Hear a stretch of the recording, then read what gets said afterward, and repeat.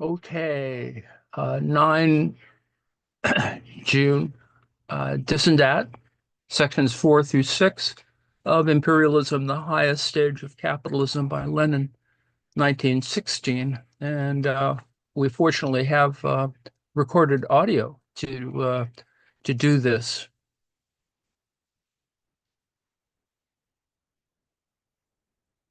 Export of capital. Typical of the old capitalism, when free competition held undivided sway, was the export of goods. Typical of the latest stage of capitalism, when monopolies rule, is the export of capital. Capitalism is commodity production at its highest stage of development, when labor power itself becomes a commodity. The growth of internal exchange, and particularly of international exchange, is a characteristic feature of capitalism. The uneven and spasmodic development of individual enterprises, individual branches of industry, and individual countries is inevitable under the capitalist system. England became a capitalist country before any other, and by the middle of the 19th century, having adopted free trade, claimed to be the workshop of the world, the supplier of manufactured goods to all countries, which in exchange were to keep her provided with raw materials. But in the last quarter of the 19th century, this monopoly was already undermined. For other countries, sheltering themselves into protective tariffs, developed into independent capitalist states. On the threshold of the 20th century, we see the formation of a new type of monopoly. Firstly, monopolist associations of capitalists in all capitalistically developed countries. Secondly, the monopolist position of a few very rich countries in which the accumulation of capital has reached gigantic proportions. An enormous surplus of capital has arisen in the advanced countries. It goes without saying that if capitalism could develop agriculture, which today is everywhere lagging terribly behind industry, if it could raise the living standards of the masses, who in spite of the amazing technical progress are everywhere still half-starved and poverty-stricken, there could be no question of a surplus of capital. This argument is very often advanced by the petty bourgeois critics of capitalism. But if capitalism did these, it would not be capitalism. For both uneven development and a semi-starvation level of existence of the masses are fundamental and inevitable conditions and constitute premises of this mode of production. As long as capitalism remains what it is, surplus capital will be utilized not for the purpose of raising the standard of living of the masses in a given country, for this would mean a decline in profits for the capitalists, but for the purpose of increasing profits by exporting capital abroad to the backward countries. In these backward countries, profits are usually high, for capital is scarce, the price of land is relatively low, wages are low, raw materials are cheap. The export of capital is made possible by a number of backward countries having already been drawn into world capitalist intercourse. Main railways have either been or are being built in those countries. Elementary conditions for industrial development have been created, etc. The need to export capital arises from the fact that in a few countries, capitalism has become overripe, and, owing to the backward state of agriculture and the poverty of the masses, capital cannot find a field for profitable investment. Here are approximate figures showing the amount of capital invested abroad by the three principal countries. Refer to figure 4A in the PDF companion. This table shows that the export of capital reached enormous dimensions only at the beginning of the 20th century. Before the war, the capital invested abroad by the three principal countries amounted to between 175,000 million and 200,000 million francs. At the modest rate of 5%, the income from this sum should reach from 8,000 to 10,000 million francs a year, a sound basis for the imperialist oppression and exploitation of most of the countries and nations of the world, for the capitalist parasitism of a handful of wealthy states. How is this capital invested abroad distributed among the various countries? Where is it invested? Only an approximate answer can be given to these questions, but it is one sufficient to throw light on certain general relations and connections of modern imperialism. Refer to figure 4B in the PDF companion. The principal spheres of investment of British capital are the British colonies, which are very large also in America, for example, Canada, not to mention Asia, etc. In this case, enormous exports of capital are bound up most closely with vast colonies, of tile importance of which for imperialism I shall speak later. In the case of France, the situation is different. French capital exports are invested mainly in Europe, primarily in Russia, at least 10,000 million francs. This is mainly loan capital, government loans, and not capital invested in industrial undertakings. Unlike British colonial imperialism, French imperialism might be termed usury imperialism. In the case of Germany, we have a third type. Colonies are inconsiderable, and German capital invested abroad is divided most evenly between Europe and America. The export of capital influences and greatly accelerates the development of capitalism in those countries to which it is exported, while, therefore, the export of capital may tend to a certain extent to arrest development in the capital exporting countries. It can only do so by expanding and deepening the further development of capitalism throughout the world. The capital exporting countries are nearly always able to obtain certain advantages, the character of which throws light on the peculiarity of the epoch of finance capital and monopoly. The following passage, for instance, appeared in the Berlin Review, Die Bank, for October 1913. A comedy worthy of the pen of Aristophanes is lately being played on the international capital market. Numerous foreign countries, from Spain to the Balkan states, from Russia to Argentina, Brazil, and China, are openly or secretly coming into big money markets with demands, sometimes very persistent, for loans. The money markets are not very bright at the moment, and the political outlook is not promising. But not a single money market dares to refuse a loan for fear that its neighbor may forestall it, consent to grant a loan, and so secure some reciprocal service. In these international transactions, the creditor nearly always manages to secure some extra benefit, a favorable clause in a commercial treaty, a coating station, a contract to construct a harbor, a fat concession, or an order for guns. Finance capital has created the epoch of monopolies, and monopolies introduce everywhere monopolist principles. The utilization of connections for profitable transactions takes the place of competition on the open market. The most usual thing is to stipulate that part of the loan granted shall be spent on purchases in the creditor country, particularly on orders for war materials or for ships, etc. In the course of the last 2 decades, 1890 to 1910, France has very often resorted to this method. The export of capital thus becomes a means of encouraging the export of commodities. In this connection, transactions between particularly big firms assumes a form which, as Schilder mildly puts it, borders on corruption. Krupp in Germany, Schneider in France, Armstrong in Britain are instances of firms which have close connections with powerful banks and governments, and which cannot easily be ignored when a loan is being arranged. France, when granting loans to Russia, squeezed her in the Commercial Treaty of September 16, 1905, stipulating for certain concessions to run till 1917. She did the same in the Commercial Treaty with Japan of August 19, 1911.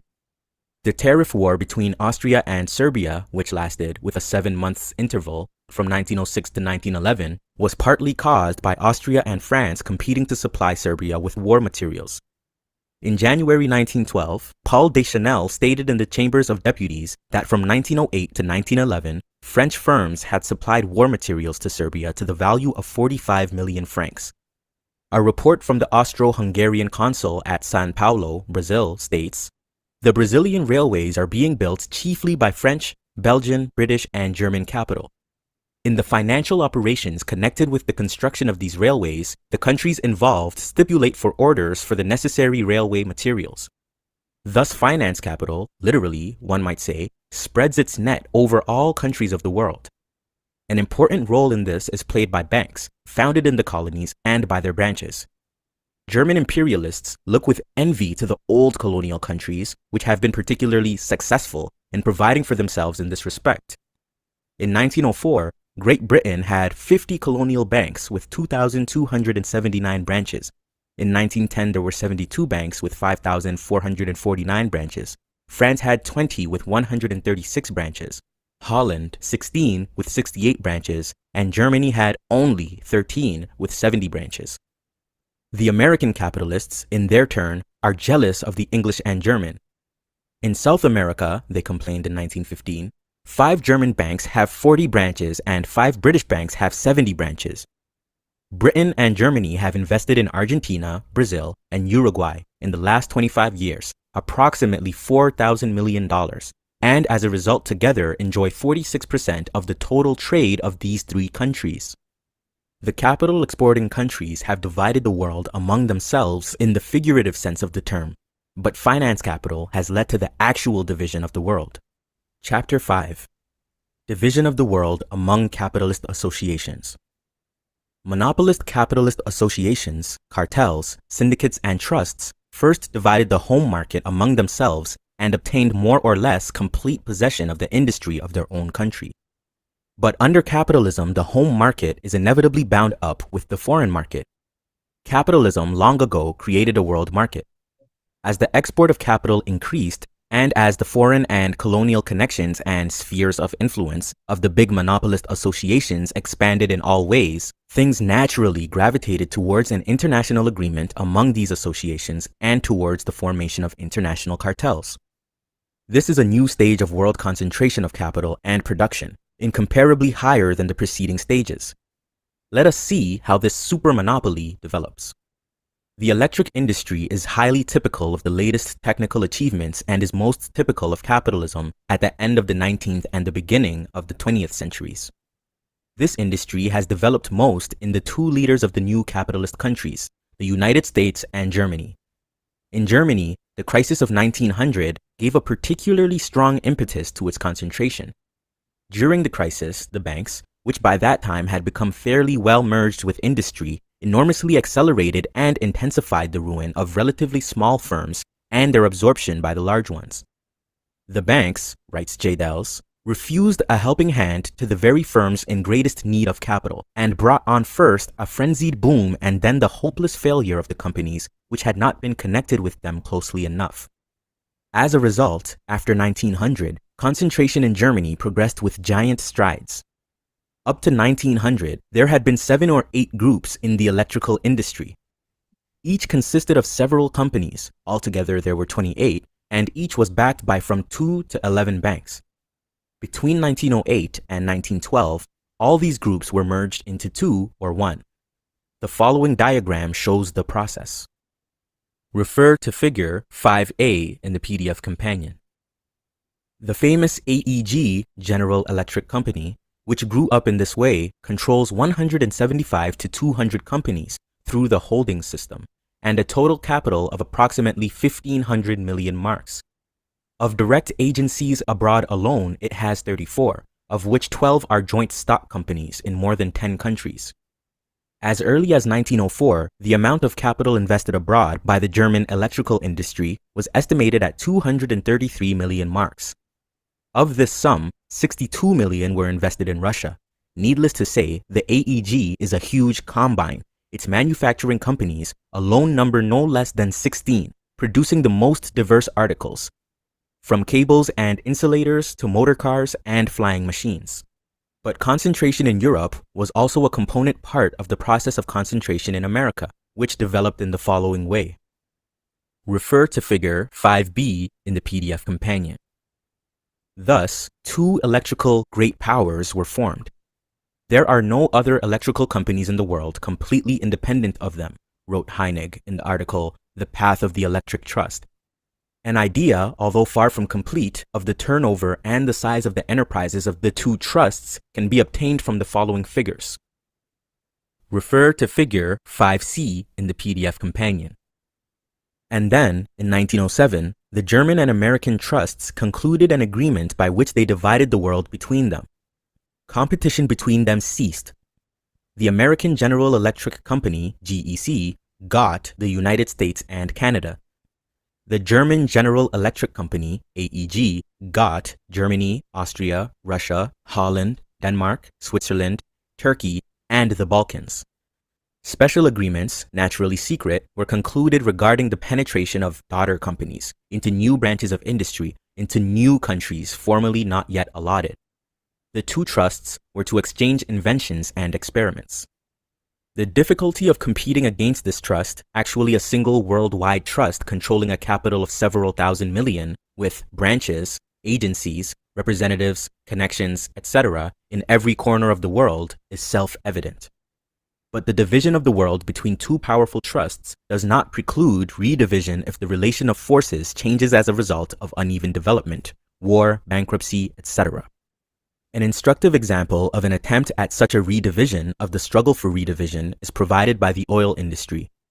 The world oil market, wrote J. Dells in 1905, is even today still divided between two great financial groups, Rockefeller's American Standard Oil Company and Rothschild and Nobel, the controlling interests of the Russian oil fields in Baku. The two groups are closely connected. But for several years, 5 enemies have been threatening their monopoly. 1. The exhaustion of the American oil fields. 2. The competition of the firm of Mantashev of Baku. 3. The Austrian oil fields. 4. The Romanian oil fields. 5. The overseas oil fields, particularly in the Dutch colonies, the extremely rich firms, Samuel and Shell, also connected with British capital. The 3 last groups are connected with the big German banks, headed by the huge Deutsche Bank. These banks independently and systematically developed the oil industry in Romania, for example, in order to have a foothold of their own. In 1907, the foreign capital invested in the Romanian oil industry was estimated at 185 million francs, of which 74 million was German capital. A struggle began for the division of the world, as, in fact, it is called in economic literature. On the one hand, the Rockefeller Oil Trust wanted to lay its hands on everything. It formed a daughter company right in Holland, and bought up oil fields in the Dutch Indies in order to strike at its principal enemy, the Anglo-Dutch Shell Trust. On the other hand, the Deutsche Bank and the other German banks aimed at retaining Romania for themselves, and at uniting her with Russia against Rockefeller. The latter possessed far more capital and an excellent system for oil transportation and distribution. The struggle had to end, and did end in 1907, with the utter defeat of the Deutsche Bank, which was confronted with the alternative, either to liquidate its oil interests and lose millions, or submit. It chose to submit, and concluded a very disadvantageous agreement with the oil trust. The Deutsche Bank agreed not to attempt anything which might injure American interests. Provision was made, however, for the annulment of the agreement in the event of Germany establishing a state oil monopoly. Then the comedy of oil began. One of the German finance kings, von Gwinner, a director of the Deutsche Bank, through his private secretary, Staus, launched a campaign for a state oil monopoly. The gigantic machine of the huge German bank and all its wide connections were set in motion. The press bubbled over with patriotic indignation against the yoke of the American trust, and on March 15, 1911, the Reichstag, by an almost unanimous vote, adopted a motion asking the government to introduce a bill for the establishment of an oil monopoly. The government seized upon this popular idea, and the game of the Deutsche Bank, which hoped to cheat its American counterpart and improve its business by a state monopoly, appeared to have been won. The German oil magnates already saw visions of enormous profits, which would not be less than those of the Russian sugar refiners. But, firstly, the big German banks quarreled among themselves over the division of the spoils. The Diskonto-Gesellschaft exposed the covetous aims of the Deutsche Bank. Secondly, the government took fright at the prospect of the struggle with Rockefeller, for it was very doubtful whether Germany could be sure of obtaining oil from other sources. The Romanian output was small. Thirdly, just at that time, the 1913 credits of 1,000 million marks were voted for Germany's war preparations. The oil monopoly project was postponed. The Rockefeller Oil Trust came out of the struggle, for the time being, victorious. The Berlin Review, Die Bank, wrote in connection that Germany could fight the oil trust only by establishing an electricity monopoly and by converting water power into cheap electricity. But, the author added, the electricity monopoly will come when the producers need it, that is to say, when the next great crash in the electrical industry is imminent, and when the gigantic, expensive power stations now being put up at great cost everywhere by private electrical concerns, which are already obtaining certain franchises from towns, from states, etc., can no longer work at a profit. Water power will then have to be used, but it will be impossible to convert it into cheap electricity at state expense. It will also have to be handed over to a private monopoly controlled by the state, because private industry has already concluded a number of contracts and has stipulated for heavy compensation. So it was the nitrate monopoly, so it is the oil monopoly, so it will be the electric power monopoly. It is time our state socialists, who allow themselves to be blinded by a beautiful principle, understood, at last, that in Germany the monopolies have never pursued the aim, nor have they had the result, of benefiting the consumer, or even of handing over to the state part of the promoter's profits. They have served only to facilitate, at the expense of the state, the recovery of private industries which were on the verge of bankruptcy. Such are the valuable admissions which the German bourgeois economists are forced to make. We see plainly here how private and state monopolies are interwoven in the epoch of finance capital, how both are but separate links in the imperialist struggle between the big monopolists for the division of the world. In merchant shipping, the tremendous development of concentration has ended also in the division of the world. In Germany, two powerful companies have come to the fore, the Hamburg America and the Norddeutscher Lloyd, which have a capital of 200 million marks in stocks and bonds, and possessing shipping tonnage on the value of 185 to 189 million marks. On the other hand, in America, on January 1st, 1903, the International Mercantile Marine Company, known as the Morgan Trust, was formed. It united 9 American and British steamship companies and possessed a capital of $120 million, 480 million marks. As early as 1903, the German giants and this American-British trust concluded an agreement to divide the world with a consequent division of profits. The German companies undertook not to compete in the Anglo-American traffic. Which ports were to be allotted to each was precisely stipulated. A joint committee of control was set up, etc. This agreement was concluded for 20 years with the prudent provision for its annulment in the event of war. Extremely instructive, also, is the story of the formation of the International Rail Cartel. The first attempt of the British, Belgian, and German rail manufacturers to form such a cartel was made as early as 1884, during a severe industrial depression. The manufacturers agreed not to compete with one another in the home markets of the countries involved, and they divided the foreign markets in the following quotas: Great Britain, 66%, Germany, 27%, Belgium, 7%. India was reserved entirely for Great Britain. Joint war was declared against a British firm which remained outside the cartel, the cost of which was met by a percentage levy on all sales. But in 1886, the cartel collapsed when 2 British firms retired from it. It is characteristic that agreement could not be achieved during subsequent boom periods. At the beginning of 1904, the German Steel Syndicate was formed. In November 1904, the International Rail Cartel was revived, with the following quotas: Britain, 53.5%, Germany, 28.83%, Belgium, 17.67%. France came in later and received 4.8%, 5.8%, and 6.4% in the first, second, and third year, respectively, over and above the 100% limit, i.e., out of a total of 104.8%, etc. In 1905, the United States Steel Corporation entered the cartel, then Austria and Spain. At the present time, wrote Vogelstein in 1910, the division of the world is complete, and the big consumers, primarily the state railways, since the world has been parceled out without consideration for their interests, can now dwell like the poet in the heavens of Jupiter. Let me also mention the International Zinc Syndicate, which was established in 1909 and which precisely apportioned output among 5 groups of factories: German, Belgian, French, Spanish, and British, and also the International Dynamite Trust, which, Leifman says, is quite a modern, close alliance of all the German explosives manufacturers who, with the French and American dynamite manufacturers, organized in a similar manner, have divided the whole world among themselves, so to speak.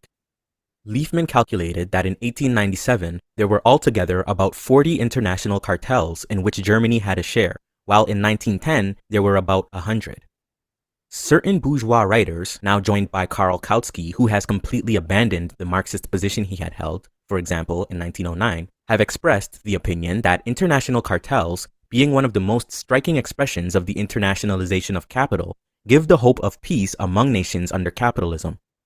Theoretically, this opinion is absolutely absurd, while in practice it is sophistry and the dishonest defense of the worst opportunism. International cartels show to what point capitalist monopolies have developed, and the object of the struggle between the various capitalist associations. This last circumstance is the most important. It alone shows us the historico-economic meaning of what is taking place, for the forms of the struggle may and do constantly change in accordance with varying, relatively specific and temporary causes. But the substance of the struggle, its class content, positively cannot change while classes exist.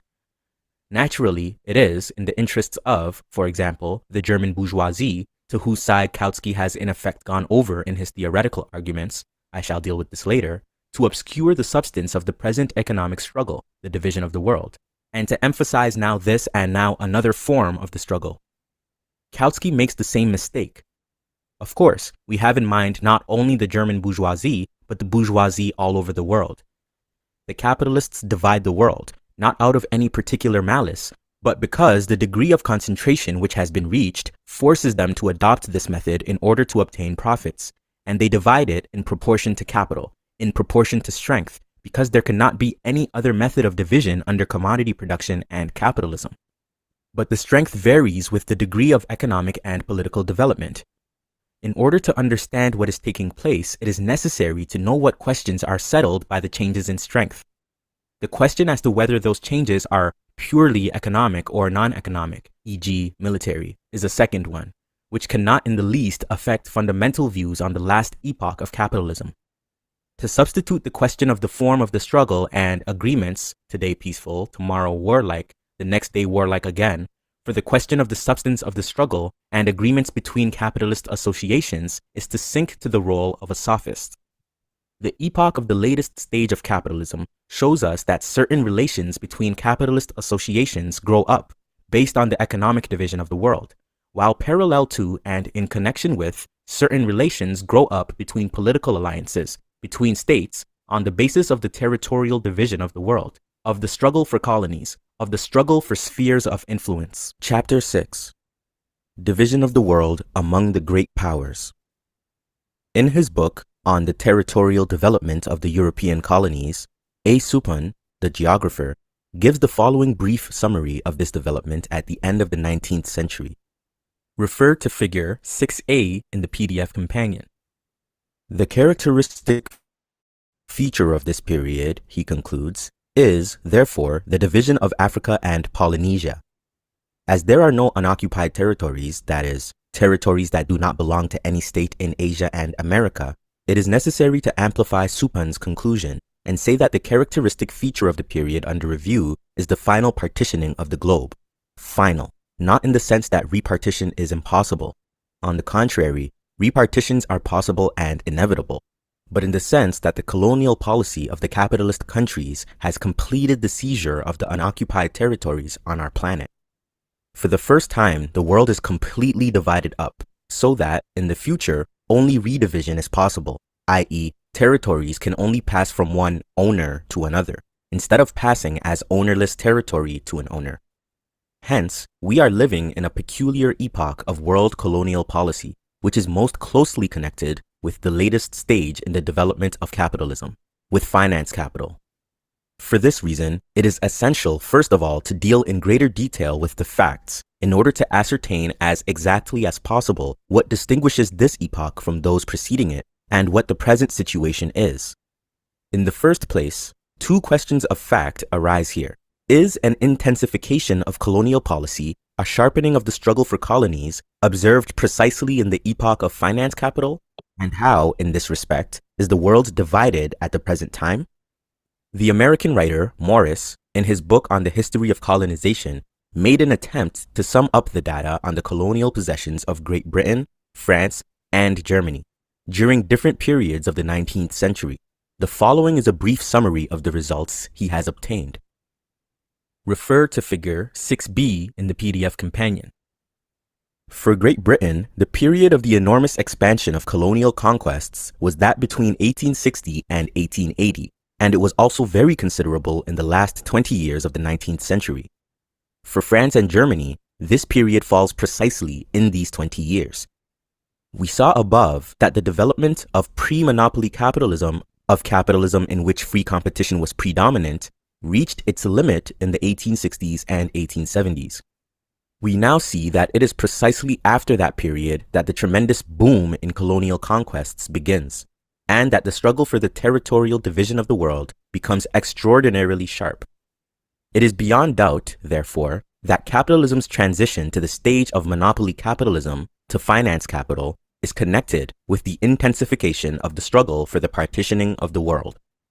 Hobson, in his work on imperialism, marks the years 1884 to 1900 as the epoch of intensified expansion of the chief European states. According to his estimate, Great Britain during these years acquired 3,700,000 square miles of territory with 57 million inhabitants. France, 3,600,000 square miles with 36,500,000. Germany, 1 million square miles with 14,700,000. Belgium, 900,000 square miles with 30 million. Portugal, 800 square miles with 900 million inhabitants. The scramble for colonies by all the capitalist states at the end of the 19th century, and particularly since the 1880s, is a commonly known fact in the history of diplomacy and of foreign policy. In the most flourishing period of free competition in Great Britain, i.e., between 1840 and 1860, the leading British bourgeois politicians were opposed to colonial policy and were of the opinion that the liberation of the colonies, their complete separation from Britain, was inevitable and desirable. M. Beer, in an article, Modern British Imperialism, published in 1898, shows that in 1852, Disraeli, a statesman who was generally inclined towards imperialism, declared, "The colonies are millstones round our necks." But at the end of the 19th century, the British heroes of the hour were Cecil Rhodes and Joseph Chamberlain, who openly advocated imperialism and applied the imperialist policy in the most cynical manner. It is not without interest to observe that even then, these leading British bourgeois politicians saw the connection between what might be called the purely economic and the socio-political roots of modern imperialism.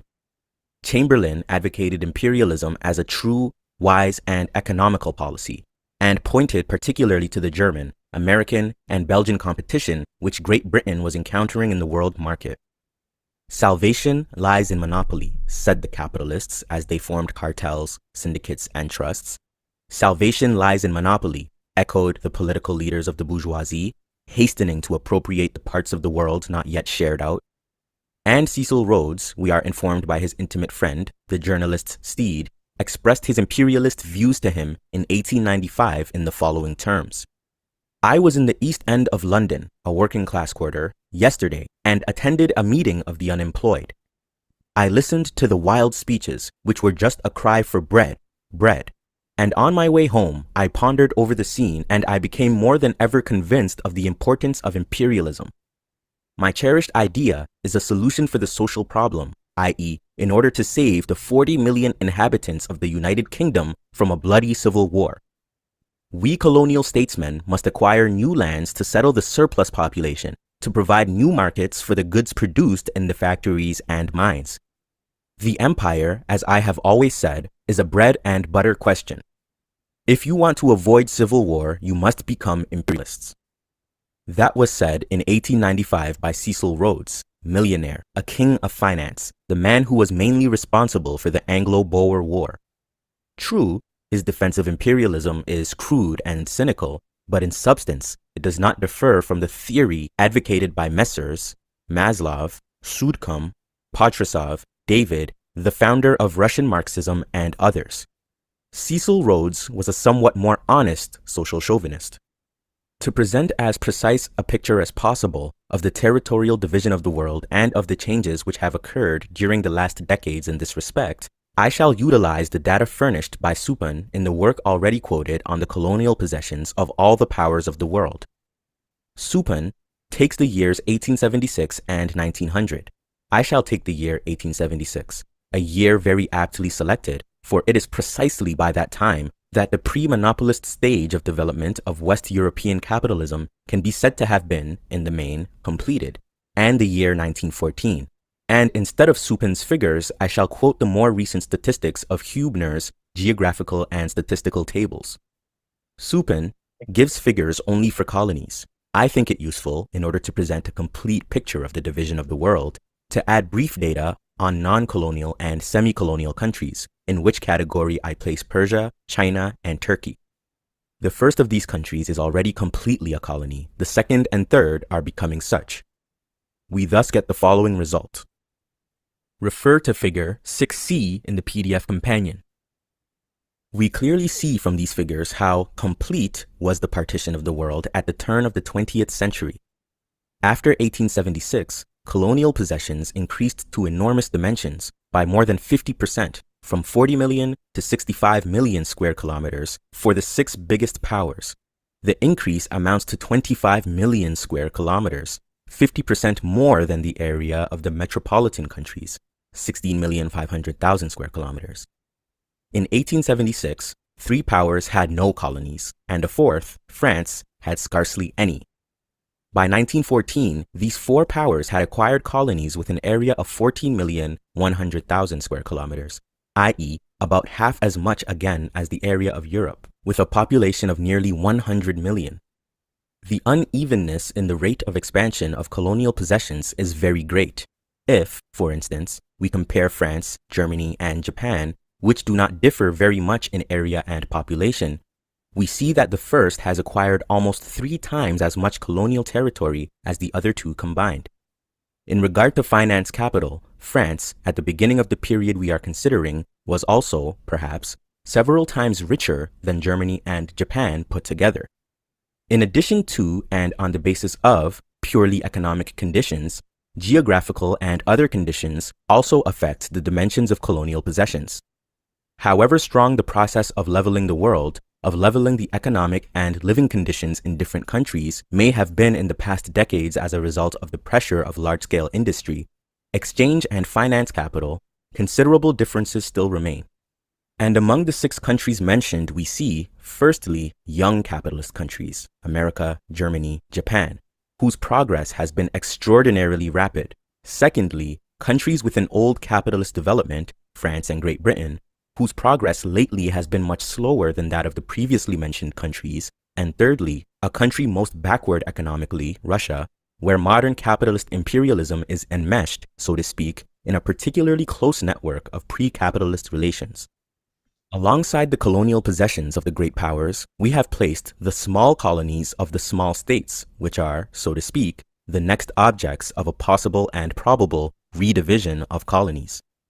These small states mostly retain their colonies only because the big powers are torn by conflicting interests, friction, etc., which prevent them from coming to an agreement on the division of the spoils. As to the semi-colonial states, they provide an example of the transitional forms which are to be found in all spheres of nature and society. Finance capital is such a decisive, you might say, force in all economic and in all international relations, that it is capable of subjecting and actually does subject to itself even states enjoying the fullest political independence. We shall shortly see examples of this. Of course, finance capital finds most convenient and derives the greatest profit from a form of subjection which involves the loss of the political independence of the subjected countries and peoples. In this respect, the semi-colonial countries provide a typical example of the middle stage. It is natural that the struggle for these semi-dependent countries should have become particularly bitter in the epoch of finance capital, when the rest of the world has already been divided up. Colonial policy and imperialism existed before the latest stage of capitalism and even before capitalism. Rome, founded on slavery, pursued a colonial policy and practiced imperialism, but general disquisitions on imperialism, which ignore or put into the background the fundamental difference between socio-economic formations, inevitably turn into the most vapid banality or bragging, like the comparison Greater Rome and Greater Britain. Even the capitalist colonial policy of previous stages of capitalism is essentially different from the colonial policy of finance capital.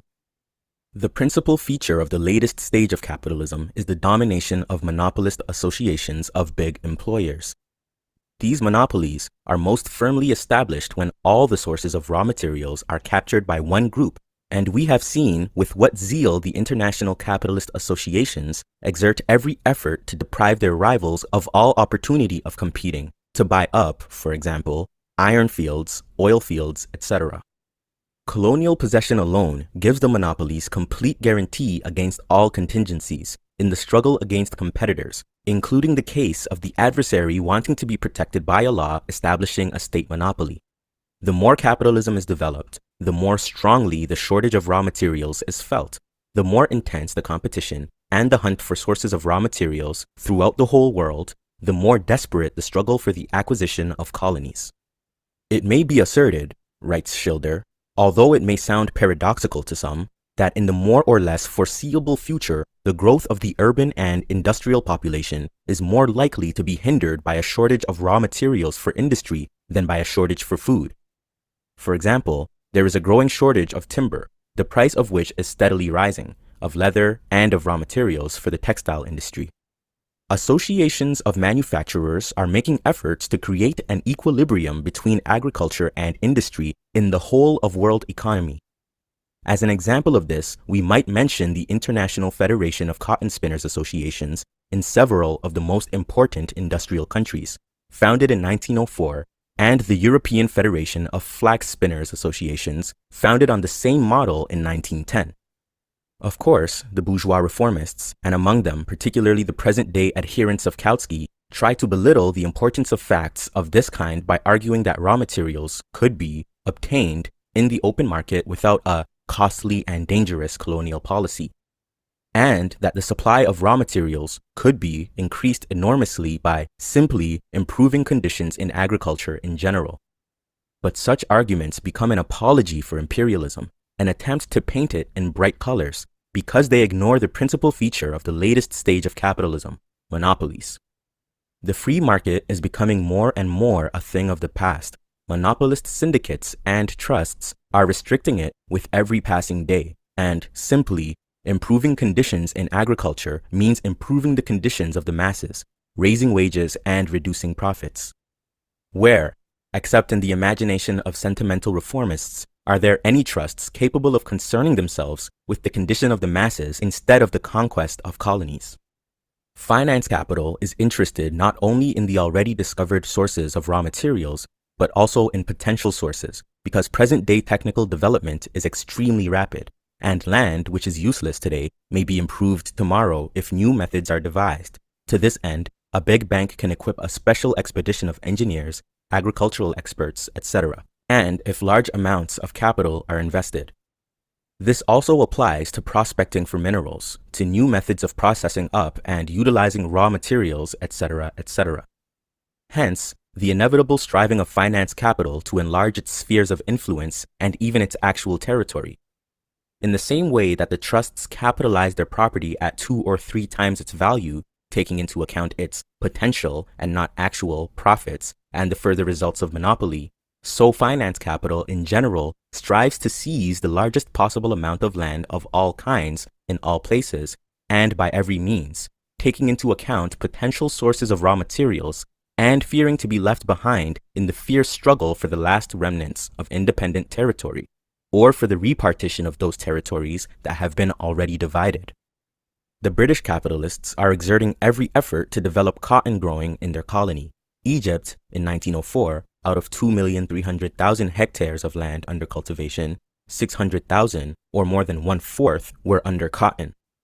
The Russians are doing the same in their colony, Turkestan, because in this way they will be in a better position to defeat their foreign competitors, to monopolize the sources of raw materials, and form a more economical and profitable textile trust in which all the processes of cotton production and manufacturing will be combined and concentrated in the hands of one set of owners.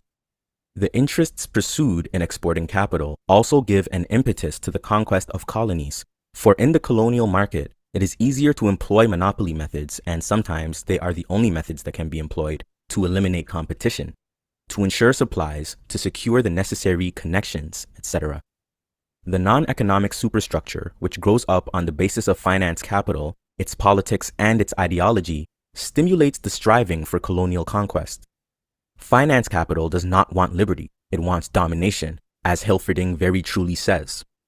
And a French bourgeois writer, developing and supplementing, as it were, the ideas of Cecil Rhodes quoted above, writes that social causes should be added to the economic causes of modern colonial policy. Owing to the growing complexities of life and the difficulties which weigh not only on the masses of the workers, but also on the middle classes, Impatience, irritation, and hatred are accumulating in the countries of the old civilization and are becoming a menace to public order. The energy which is being hurled out of the definite class channel must be given employment abroad in order to avert an explosion at home. Since we are speaking of colonial policy in the epoch of capitalist imperialism, it must be observed that finance capital and its foreign policy, which is the struggle of the great powers for the economic and political division of the world, give rise to a number of transitional forms of state dependence. Not only are there two main groups of countries, those owning colonies and the colonies themselves, but also the diverse forms of dependent countries which, politically, are formally independent, but in fact, are enmeshed in the net of financial and diplomatic dependence, typical of this epoch. We have already referred to one form of dependence, the semi-colony. An example of another is provided by Argentina. South America, and especially Argentina, writes Schultz-Gavernitz in his work on British imperialism, is so dependent financially on London that it ought to be described as almost a British commercial colony. Basing himself on the reports of the Austro-Hungarian consul at Buenos Aires for 1909, Schilder estimated the amount of British capital invested in Argentina at 8,750 million francs. It is not difficult to imagine what strong connections British finance capital and its faithful friend, diplomacy, thereby acquires with the Argentine bourgeoisie, with the circles that control the whole of the country's economic and political life. A somewhat different form of financial and diplomatic dependence, accompanied by political independence, is presented by Portugal. Portugal is an independent sovereign state, but actually, for more than 200 years since the War of the Spanish Succession, 1701-14, it has been a British protectorate. Great Britain has protected Portugal and her colonies in order to fortify her own positions in the fight against her rivals, Spain and France. In return, Great Britain has received commercial privileges, preferential conditions for importing goods and especially capital into Portugal and the Portuguese colonies, the right to use the ports and islands of Portugal, her telegraph cables, etc., etc. Relations of this kind have always existed between big and little states, but in the epoch of capitalist imperialism, they become a general system. They form part of the sum total of divide the world relations and become links in the chain of operations of world finance capital. In order to finish with the question of the division of the world, I must make the following additional observation. This question was raised quite openly and definitely not only in American literature after the Spanish-American War, and in English literature after the Anglo-Boer War, at the very end of the 19th century and the beginning of the 20th. Not only has German literature, which has most jealously watched British imperialism, systematically given its appraisal of this fact. This question has also been raised in French bourgeois literature as definitely and broadly as is thinkable from the bourgeois point of view. Let me quote Driot, the historian who in his book, Political and Social Problems at the End of the 19th Century, in the chapter, The Great Powers and the Division of the World, wrote the following. During the past few years, all the free territory of the globe, with the exception of China, has been occupied by the powers of Europe and North America. This has already brought about several conflicts and shifts of spheres of influence, and these foreshadow more terrible upheavals in the near future. For it is necessary to make haste. The nations which have not yet made provision for themselves run the risk of never receiving their share and never participating in the tremendous exploitation of the globe, which will be one of the most essential features of the next century, i.e. the 20th.